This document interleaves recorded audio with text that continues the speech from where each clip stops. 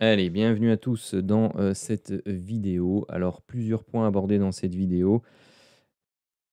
Une série de questions et donc mes réponses à ces questions que j'ai trouvées très intéressantes et très pertinentes sur l'évolution de mes différentes méthodes, sur mon approche dans le trading de manière générale par rapport à mon expérience. Et donc, je vais vous en faire un retour dans cette première partie. Et dans, la deuxième partie, eh bien, j'ai 4 journées, à débriefer avec vous et il y a des choses très importantes par rapport à la, méthode TMG, surtout dans, la, session du mardi, 16, septembre. Donc, soyez curieux, visionnez cette vidéo du début à la fin.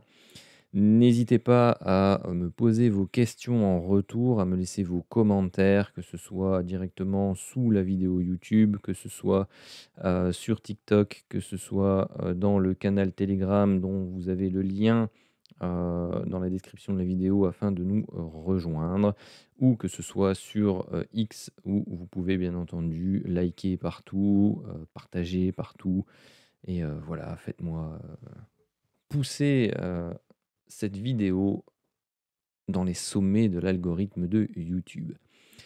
Allez, c'est parti.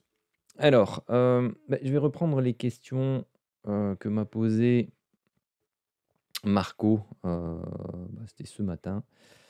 Hem, voilà, je vais vous la mettre ici.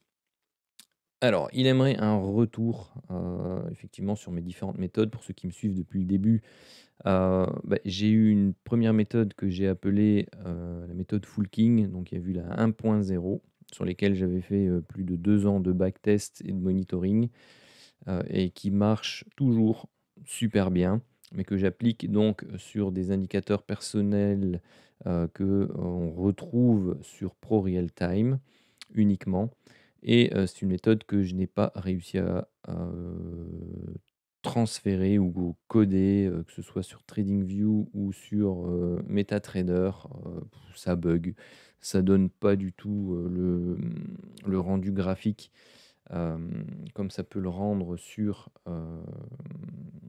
sur ProRealTime. Donc je vous invite à aller voir d'anciennes vidéos, si vous voulez voir à quoi ça ressemble. Je ne vais pas en parler ici dans cette vidéo parce qu'elle va déjà prendre du temps. Donc voilà. Hem, Cette première version évolue effectivement vers, une Full King 2.0. C'est exactement la même chose, sauf qu'on avait un affichage Renko plutôt qu'en chandelier japonais. Donc je vous ferai le débrief, sur les 2. Et puis, comme, j'avais, des demandes sur TradingView relativement régulièrement et que je me suis mis à TikTok, j'ai commencé à visionner, pas mal de petites vidéos avec des indicateurs sur TradingView, et je me suis dit: «Bon, allez, je vais quand même essayer de faire quelque chose qui, ressemble, à ma méthode Full King». Donc, vous avez des principes identiques, sur les 2 méthodes.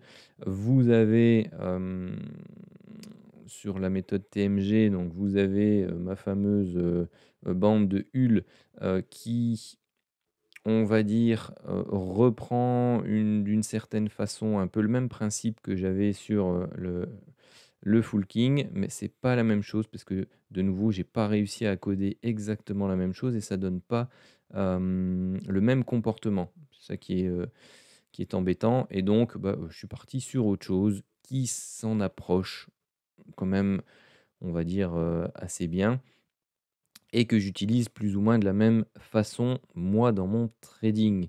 Maintenant, je l'explique, pas forcément. En fait, vous avez une version, débutant dans la version TMG qui est purement, représentative de la méthode TMG, et vous avez une méthode, on va dire, plus avancée pour, les personnes qui maîtrisent. Et en fait, dans cette version-là, vous retrouvez des, mécanismes, des automatismes, que moi j'ai acquis en travaillant avec la méthode, Full King 1.0. Hem, voilà, tout simplement. Quoi d'autre? Donc les éléments qui m'ont poussé à développer des nouvelles méthodes, donc bon, j'en ai déjà parlé un peu, mais voilà, qui te manquait sur certaines et que, bon voilà, grosso modo, c'est ça un peu le boulot. Alors, la différence entre la Full King Donc dans la Fullking 1.0, vous aviez à la base une enveloppe avec, une bande centrale. Bon, attendez, je vais quand même aller vous la reprendre. Voilà. Alors, ici, on est sur un graphique du Dow Jones, donc je l'ai travaillé en Cintiq. Vous avez ici, mon affichage des chandeliers avec non plus mes enveloppes, mais la couleur des chandeliers, qui change et qui varie, donc en fonction de là où on se situe. Donc quand vous étiez en noir et baissier, bah, forcément, c'est que vous étiez en survente. Quand vous étiez, en rose comme ceci, c'est que vous étiez sous la médiane, donc sous la bande de Hull de la méthode TMG, par exemple. Quand vous étiez en vert, c'est que vous étiez au-dessus de la bande de Hull TMG, et quand vous étiez en noir, au-dessus, ah bon, il a mis du temps à revenir. D'ailleurs, il ne revient plus. Donc, à mon avis, il y a des paramètres qui ont dû changer. Euh,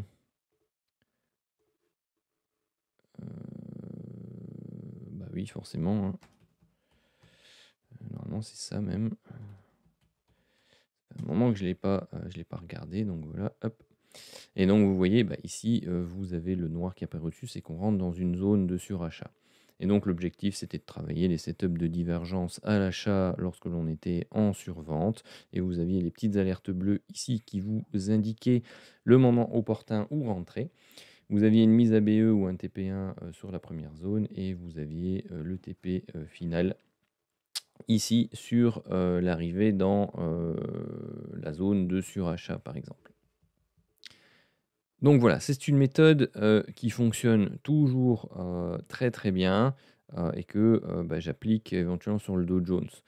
Maintenant, mon objectif entre, la Fullking 1.0 et la TMG, c'était de pouvoir travailler le gold, de voir un peu comment appliquer ça au gold, mais sur TradingView et non plus sur,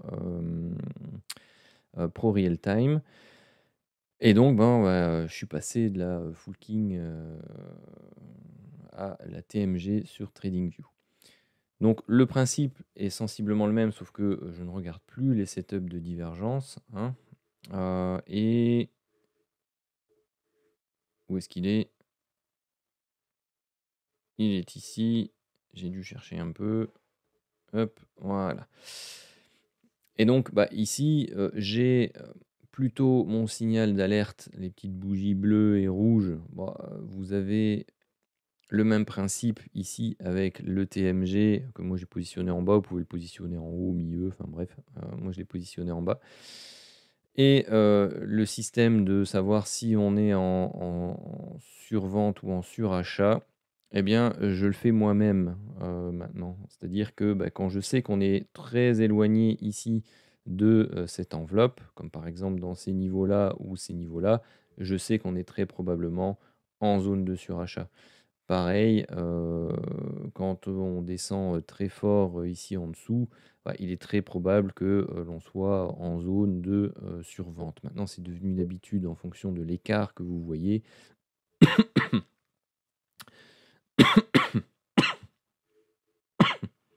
Désolé, ça c'est quand on s'étrangle et que ça salive.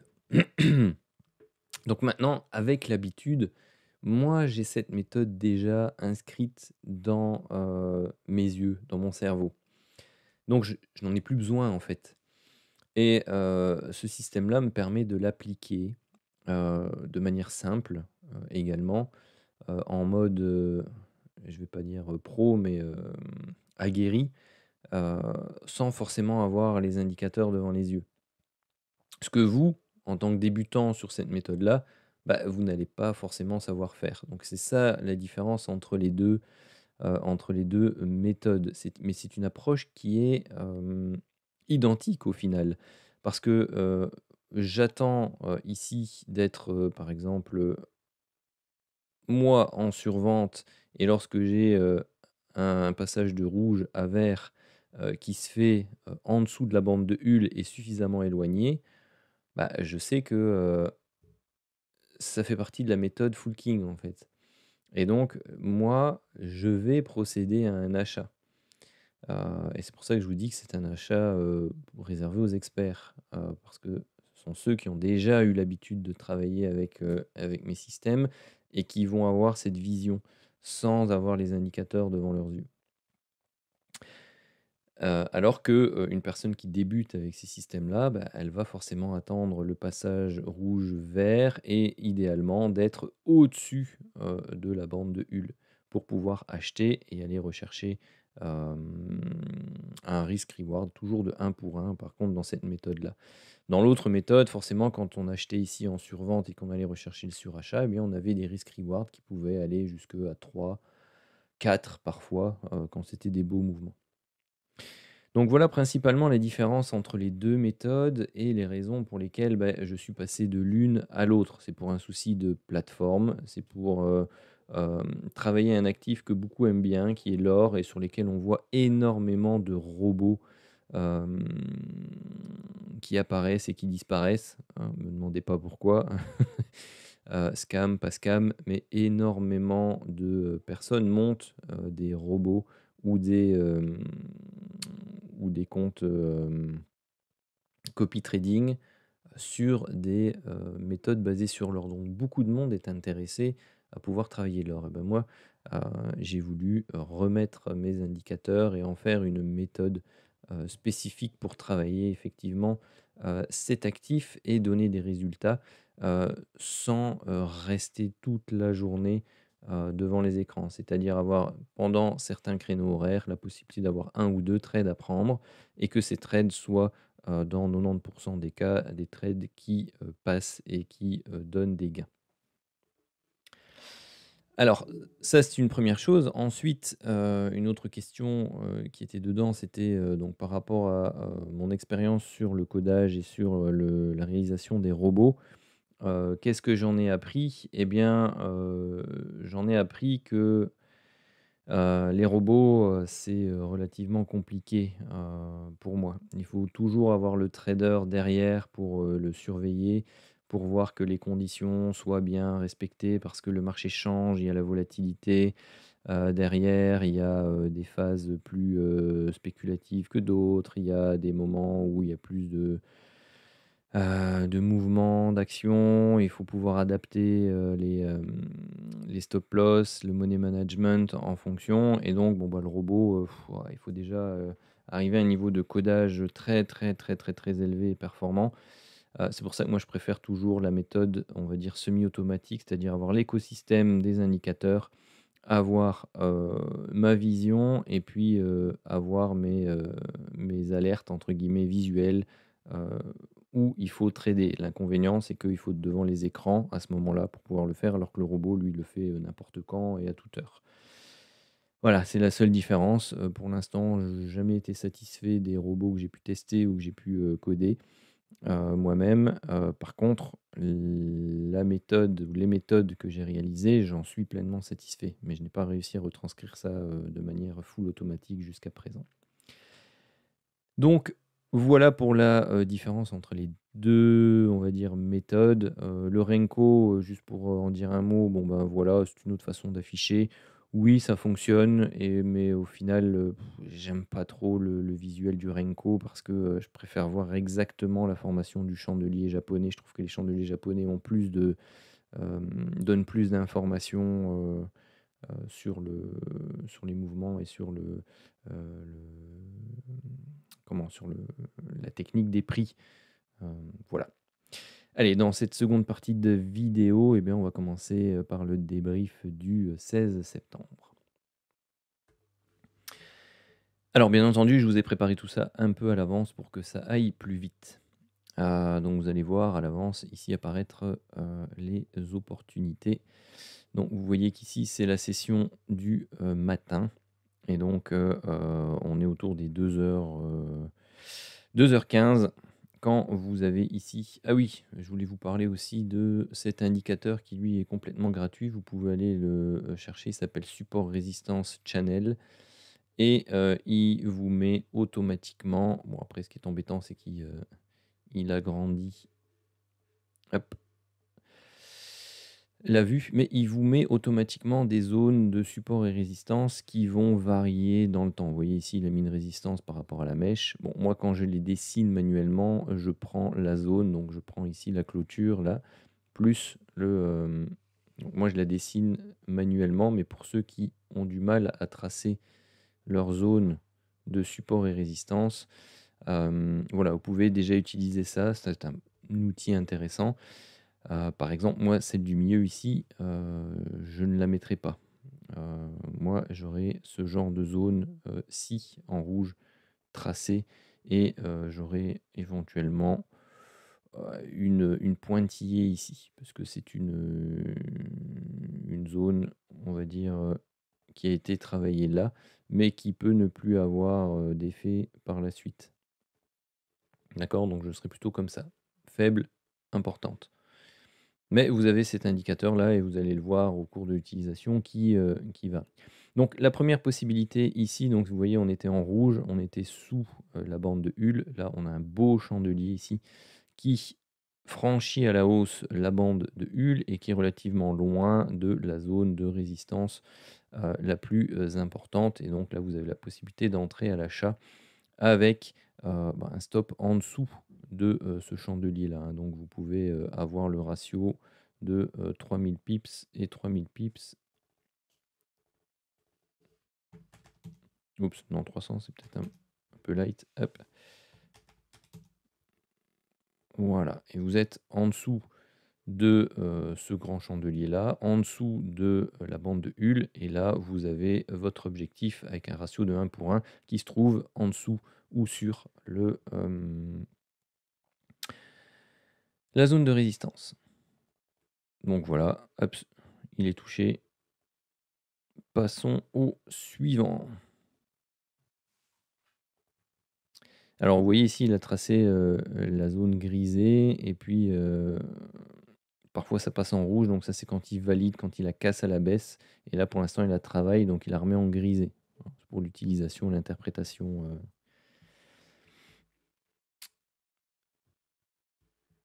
qui peut en être, faite. Vous voyez? Donc là il est en dessous de la zone, donc il est, comment? Il est, rouge. Alors ici, vous voyez qu'on passe de vert, rouge à vert, à rouge, à vert, à rouge. Bon, on arrive, pas très loin de, des zones de 4 heures. Donc celle-là était vraiment très claire. Pour ceux qui ont, on va dire, plus l'habitude, bah, oui, ici vous avez eu un retest de la bande de Hull et je vais enlever voilà. Vous avez eu un retest ici de la bande de Hull avec un beau, chandelier d'hésitation et puis derrière un avalement, ici de, ce corps-là et quasi une clôture, en dessous. Bah, oui, vous avez la possibilité éventuellement, à ce moment-là de shorter et d'avoir votre stop ici au-dessus. Donc vous êtes autour des 3,7, vous allez rechercher 3,7 ici en dessous. Vous voyez que vous êtes pile poil sur la zone. Bon, voilà, est-ce que, ça fonctionne ou pas? Dans ce cas-ci, vous voyez, ça fonctionne pas.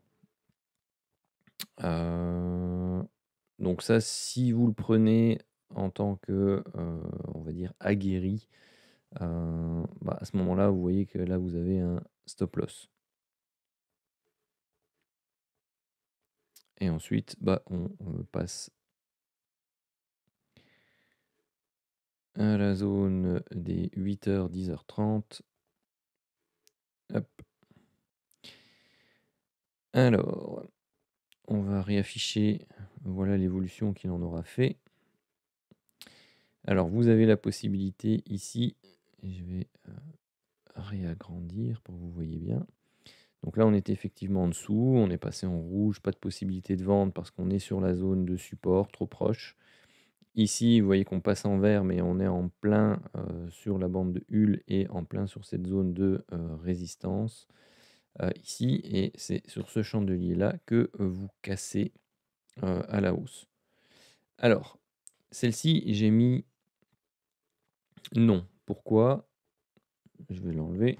Parce que bah, quand vous mettez ici, vous voyez que 3000 pips en TP, c'est là-haut. Vous n'avez pas ici 2000 pips pour dire de vous mettre ABE sur le haut de la résistance. Donc, voilà, c'est pas, pour moi, au niveau du money management, c'est pas intéressant. La seule possibilité que vous avez de travailler cette opportunité, c'est de faire comme suite. Je le fais de temps en temps. C'est que bah, quand le ratio risque n'est pas intéressant, j'attends une correction. Et quand j'arrive au niveau de la bande de Hull, à ce moment-là, je me dis: «J'entre». J'ai toujours mon stop un peu plus bas que la bande de Hull, donc par exemple ici à 1,5, enfin ou 1500, et j'ai mon objectif qui reste à 3000. Et vous voyez que là, du coup, les 3000 se trouvent sur le haut de la zone de résistance. Alors c'est plus risqué, mais vous avez un stop loss qui est réduit, dans ce cas-ci de moitié, et du coup, bah, vous avez votre objectif à atteindre pour 2 fois moins de risque, puisque vous avez un ratio risque de 2 ici. Donc ça m'arrive de le faire. D'accord? Et c'est quelque chose qui peut être, ouh, il est parti vite, très intéressant. Donc dans ce cas-ci, vous voyez que, bah, il a été le rechercher, hein, tranquillement. L'autre possibilité, bah, c'est d'attendre qu'on casse, cette zone ici de résistance. Le problème, c'est que là, bah, on l'a cassé, mais avec un chandelier avec une longue mèche. Donc éventuellement, le chandelier qui pourrait, en combinaison avec celui-là, être intéressant, c'est celui-ci.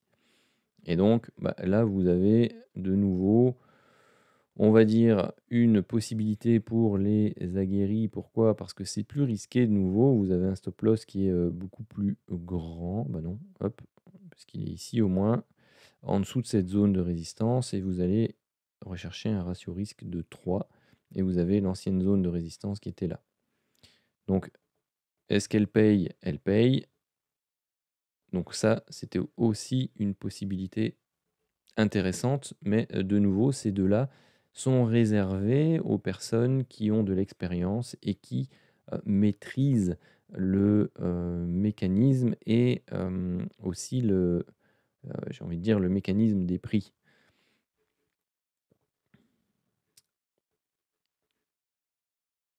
Alors le suivant se produit, bah, il a déjà donné la suivante. Ici, de nouveau, vous voyez qu'on passe en dessous, on retravaille donc la zone de la bande de Hull, et puis derrière, on refait un gros chandelier. On est toujours vert sur le... Par contre, lui, il m'embête pour l'interprétation. Donc, on est toujours vert sur le TMG. Donc, pour les débutants, l'idéal, c'est que vous passiez du vert ici au rouge, et puis que vous repassiez au vert.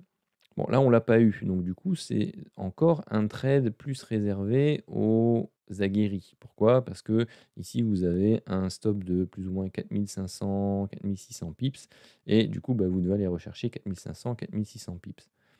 Sachant que vous avez une zone de résistance ici, et que la zone de résistance là, elle vous donne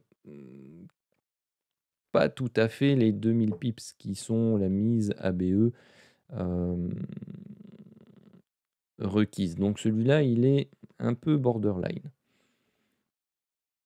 Mais si je vous l'ai mis, voilà, bon, c'est que soit il se fait stopper, prix ABE, ou qui réussit, hein.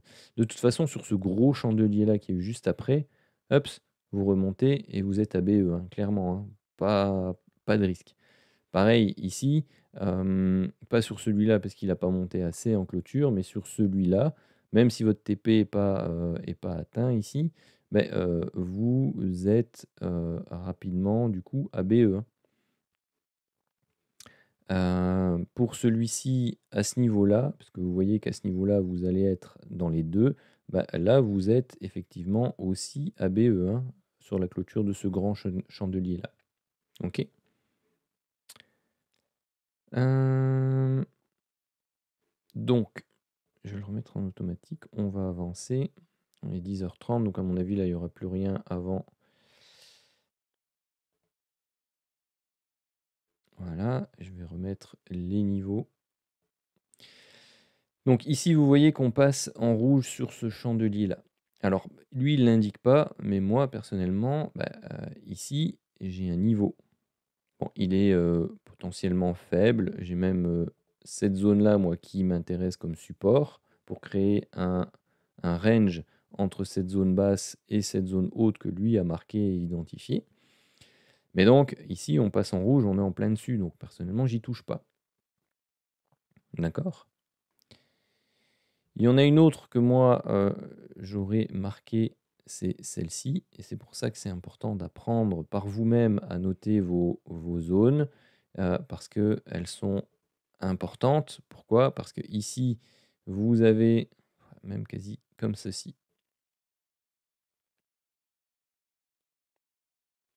Voilà, parce que vous avez toute cette mèche-là, toutes ces mèches-là, et puis vous avez cette mèche-là, celle-là, celle-là. Donc ici, là, entre 2, vous avez une zone de polarité. Bon, bah, le deuxième ici, il arrive aussi pile poil sur cette zone-là. OK? Donc c'est compliqué. Moi, ce que j'aimerais plutôt dans ce cas-là, c'est que vous voyez que bon, la bande de Hull ici est en train de se retourner. On est fortement éloigné de cette bande de Hull. Moi, ce que j'aimerais pouvoir travailler, c'est un petit achat pour aller rechercher le contact de la bande de Hull ou de la zone de résistance qui se trouve au-dessus. Et donc, c'est ça que moi, je vais attendre dans ce type de configuration. Et là, bah, vous l'avez ici. Pourquoi? Parce que vous avez eu ce gros chandelier noir. C'est en fait un retournement en forme de tour au niveau des figures des chandeliers japonais. Donc vous avez une grosse barre, des petites au milieu et puis derrière une grosse barre. Et là, pour faire l'équivalent de cette grosse barre-là, bah, il faut additionner ces deux chandeliers-là l'un à l'autre. Et pour la cassure, il faut ajouter celui-là. Donc là, on se positionne là. On voit qu'avec un stop loss ici en dessous, vous êtes autour des 3000 pips.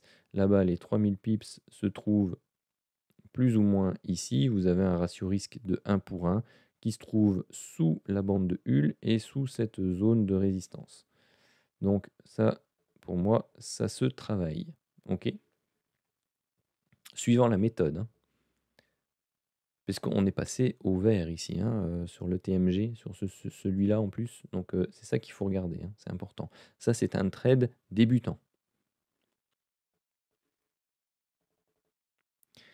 Ensuite, bah, on est sur la zone de résistance ici. Donc celui-ci qui perce et qui passe au-dessus de la bande de Hull n'est pas une opportunité d'achat, hein, très clairement, parce qu'on est en plein sur la zone de résistance ici. Donc, hop, la suite, voilà. Ça, c'est un trade réservé aux initiés de nouveau. Enfin, aux initiés, vous m'avez compris, quoi. Donc je vais enlever ça pour la facilité. Vous voyez que on avait ici très clairement, lui, il ne doit pas être en pointillé, hein, bien sûr, hein. Lui, c'est une zone qui serait marquée comme ceci chez moi. Un premier top, un deuxième top, un gros chandelier, et puis derrière, une toupie, on hésite, et puis là, bah, on vient récupérer ces niveaux-là, à peu de choses près. Pour moi, ça, c'est une opportunité de vente. D'accord? Et avec un stop au-dessus de la mèche ici, donc vous êtes à plus ou moins 3,80, 3,90. Et puis derrière, bah, vous laissez dérouler. Alors, la seule chose, c'est que ici, bah, vous voyez, vous êtes autour des 2. Donc théoriquement, bah, vous êtes ABE. Donc celui-ci, malgré le fait que c'est une très belle opportunité pour les initiés, soit vous êtes sorti sur cette mèche-là, qui se trouve plus ou moins à 3 et D. Moi, j'aurais très certainement été sorti ici. Parce que le stop au final, il était 3 3,50, 3,30, ouais, enfin, sur ce coup-là, moi, j'ai pas de lot divisé par 2, donc je suis en lot plein. Donc dès que je vais atteindre les 300 $, moi, je vais être parti, en fait. Donc moi, je vais être parti là, d'accord?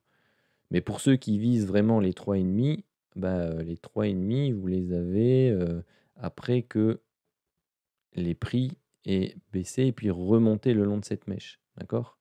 Ici, et donc vous êtes sorti à BE. Alors la méthode pour les débutants, c'est sur ce gros chandelier-ci, mais vous voyez que vous êtes très proche de la zone de résistance avec un stop relativement haut, d'accord? Parce que la dernière, zone de résistance, elle est là-haut, hein, au-dessus de la bande de Hull et des doubles lignes rouges qui sont là. Donc vous voyez qu'ici on a eu le double top, OK? Après, pour ceux qui le prennent là, peuvent laisser couler un peu plus, ne pas se mettre à BE, pile poil à 2, mais vraiment d'attendre l'arrivée sur cette zone-là, hein, parce que, théoriquement, je crois qu'on y arrive. Voilà, on y arrive, on tente de la casser, mais on réintègre avec une grosse mèche. Donc là, vous avez le premier objectif d'un travail de figure chartiste en double top, heu, qui amène sur sa zone de ligne de coup et ensuite, bah, l'autre objectif, c'est vous prenez cette hauteur-là, vous la reportez et puis vous grosso modo, vous arrivez sur celle-là, hein.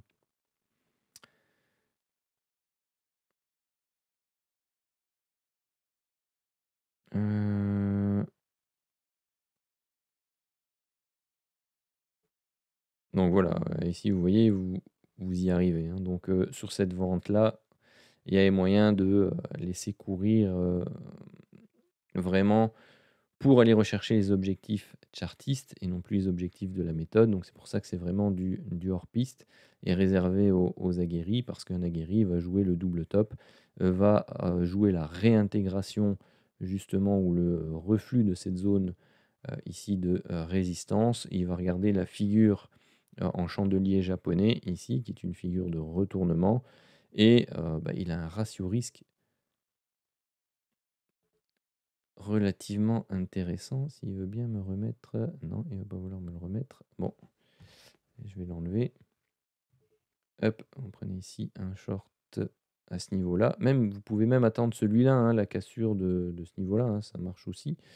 Donc vous avez 4,50 et puis là, là-dessus, vous avez un ratio risque de 1 pour 1 et puis là-dessus, vous avez un ratio risque de 2,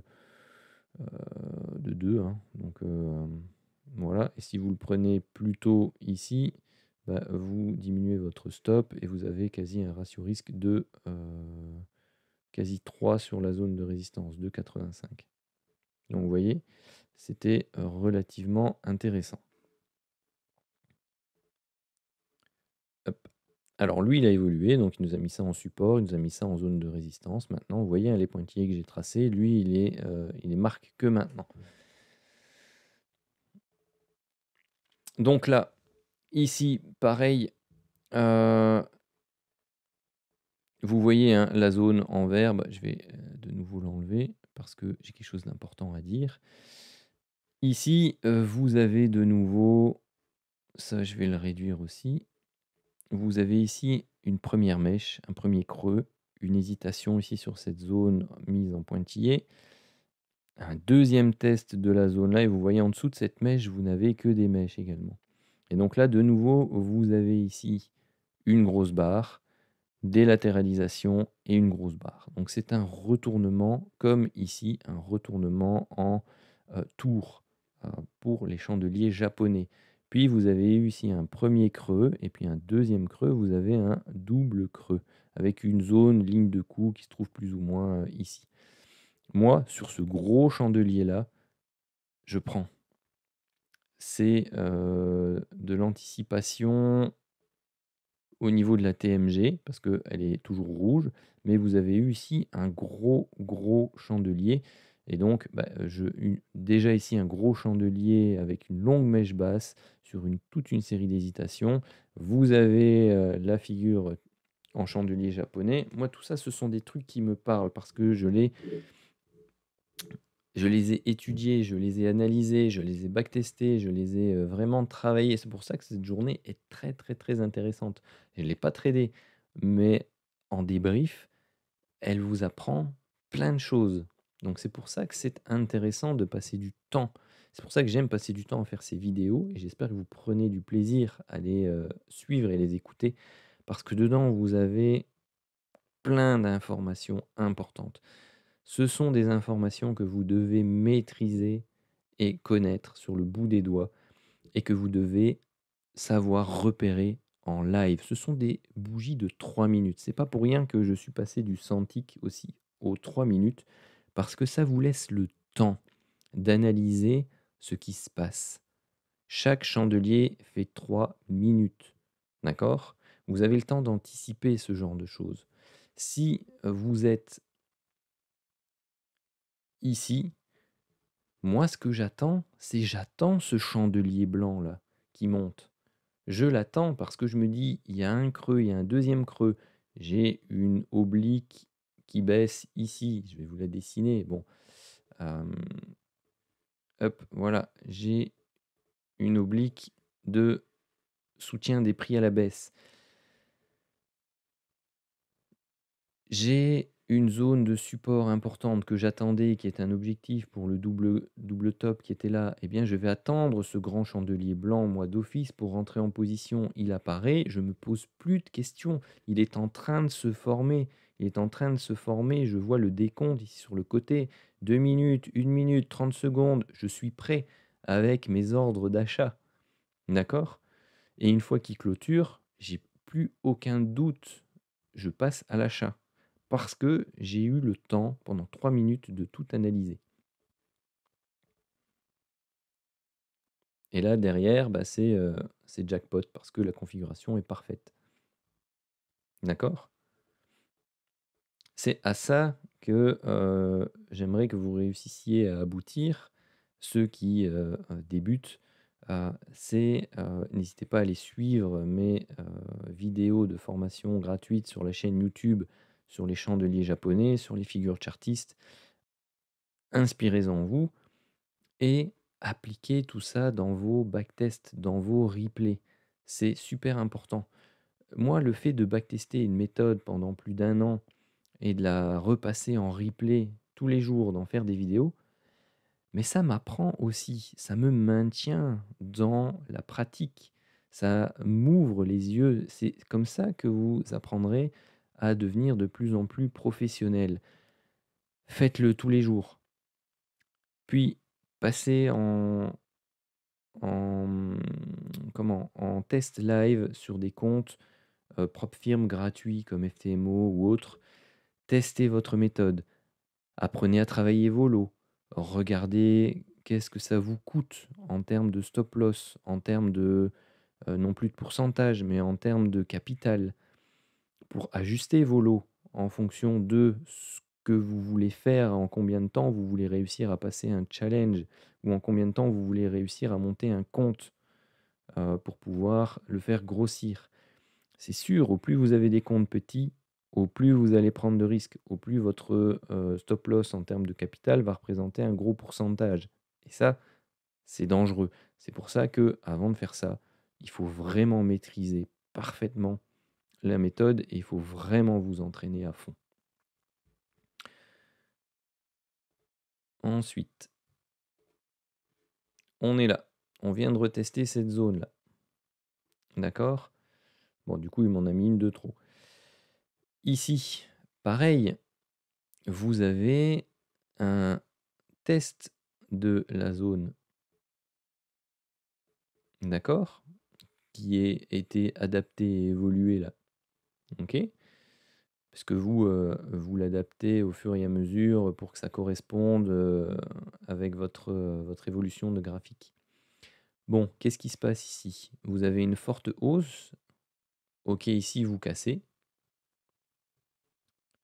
Il y avait une raison pour laquelle, je n'avais pas pris le parce que lui me mettait une raison.